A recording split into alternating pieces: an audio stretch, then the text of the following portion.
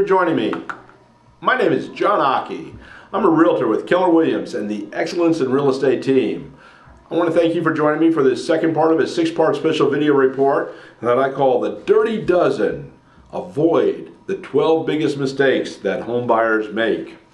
All right, well, in this special report, this is, again, like all my reports, this is meant to stimulate the thought process. It's not to be an all-inclusive answer resource, but it's only meant to help you analyze and figure out what it is that you need to figure out when buying the home and how to avoid these mistakes. I'm just identifying the certain pitfalls, and it's up to you to make sure that you avoid them, because remember, real estate is not a spectator sport. Okay, the number 3 big mistake that buyers make is a failure to check the crime rate and/or the schools in the best location. Now let's talk about schools first. It's always better than crime. But schools, even if you don't have children, let me repeat that, even if you do not have children, okay, that means everyone, okay? Everyone's included. If you don't have children, if you do have children, you want to check out the schools. Why? Because when you do go to sell the property, if you're in an area with better schools, you'll have higher resale. You'll have a larger buyer pool because people want to move in and be close to those schools. So it's critical whether you're buying or with or without children. Okay, now what do you want to know about schools? Well, one of the best ways to find out is a real simple little litmus test is what percentage of the students graduate from the high school actually go on to college. And the bar is set at 80%. If you have 80% or more of the graduating seniors go on to college, it's probably a pretty good school district. On the other hand, if you have 79 or less % of graduating seniors, or not even graduating seniors, of the population of the senior class, because not everyone graduates, but if 79% or less of the graduating class do not go on to college, then you probably have some issues and you need to look a little further. I always highly recommend that you, especially if you do have the children, that you visit the schools that the children will attend. And if they're going to elementary school, then make sure you check out the middle school. If they're in middle school, make sure you check out the high school so that you know what you can expect when you move up to the next level, because it's only a matter of a few short years before that takes place. All right, with that said, there's also a number of websites that are available that you can find online. You can do some of your own research and find those websites. Ask your realtor. They should have some very specific questions or answers to your questions. And if a realtor does not have the answers to the questions or can't find them for you, it either shows, one, his lack of experience and his inability to perform, or 2, it's the fact that the realtor's covering up the fact that there really aren't very great schools in the area that he's selling real estate in. Okay, so we got enough information now so that we know to check out the schools. I hope so. Now, equally as important is the crime rates. Okay, then now, again, your realtor should have some information for you, but what I strongly suggest is that you take the time, once you've figured out that you want to live in a specific neighborhood or you're considering a specific neighborhood, is go walk into the local police station, identify yourself as a potential citizen of the community, and that you want to know what the crime rates are.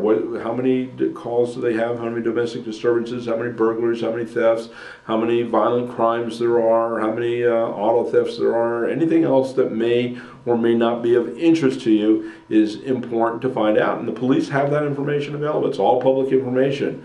And they can tell you not only where you're at, but then the neighboring communities as well. So I'm sure they probably, in most cases, have some sort of map or something, and they can show you where the clusters of crime are. So obviously, for resale value, you want to be able to avoid the high crime areas.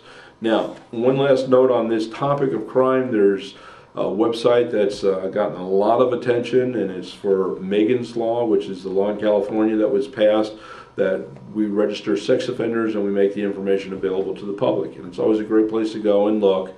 But that's your call. It's not mine as a realtor. But if you do go there, all I can say is don't be alarmed. Be alarmed because it's a sad commentary on our society today that we have so many registered sex offenders. But the truth be told is I don't care where you look, you're going to find the sex offenders in the most affluent neighborhoods or in the the skid rows of our country, our great state in California. You're going to find sex offenders. They're there, they're registered. Some of them have fled, haven't registered in years, and this is just their last known address.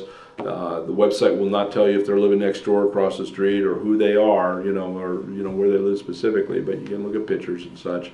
But that's just, that's part of our society today. That's California, all right? And it's a sad commentary on California, but it is California. So take that in stride, look at it, become aware of it, but don't become over alarmed, all right?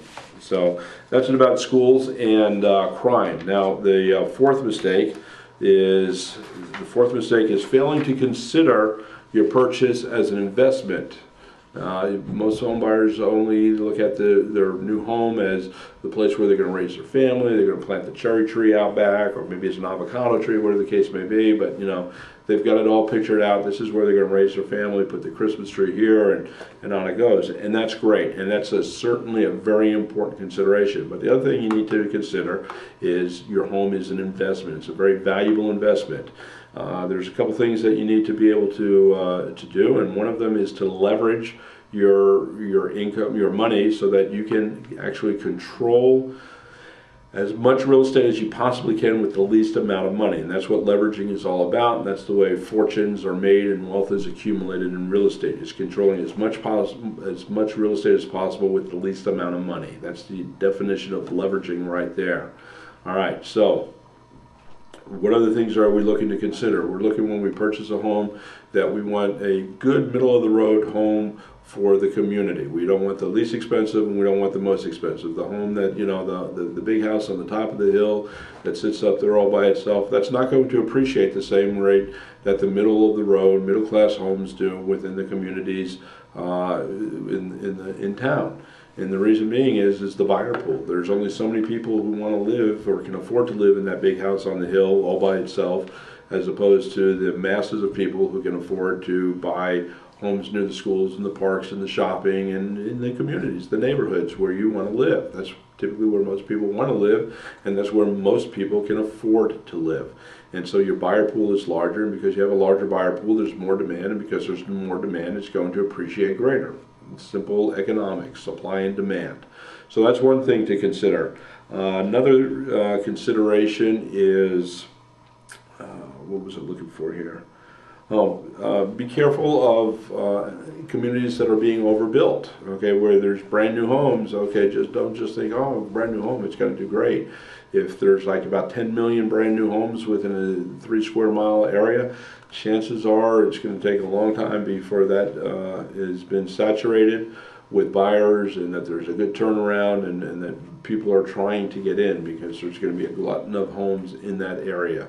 So try to avoid that if at all possible. Okay, I know in the Hemet areas, the Temecula area, throughout Southern California, there's just new home development after new home development after new home development, and it's great for our economy and such.